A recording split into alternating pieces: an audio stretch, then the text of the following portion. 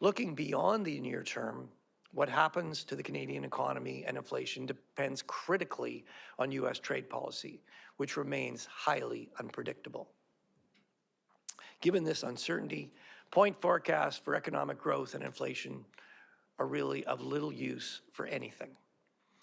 So in this NPR, we instead present two illustrative scenarios that span a wide range of possible paths for U.S. trade policy. In this report, we call these scenarios 1 and 2. In scenario 1, we assume most of the new tariffs are negotiated away, but the process is unpredictable and businesses and households remain cautious. GDP growth in this scenario stalls in the second quarter, then expands only moderately.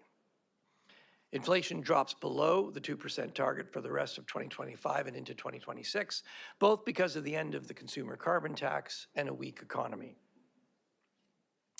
In scenario 2, we assume a long-lasting trade war. The economic consequences are severe. Canada's GDP contracts in the second quarter, and the economy is in recession for a year. Growth gradually returns in 2026, but remains soft through 2027 as U.S. tariffs permanently reduce Canada's potential output and lower our standard of living. Inflation rises above 3% in mid-2026 as tariffs, countermeasures, and supply chain disruptions raise costs, pushing up many prices.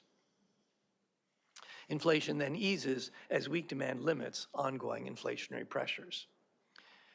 To be clear, these are only two of many possible scenarios, and even these do not span all the possible outcomes.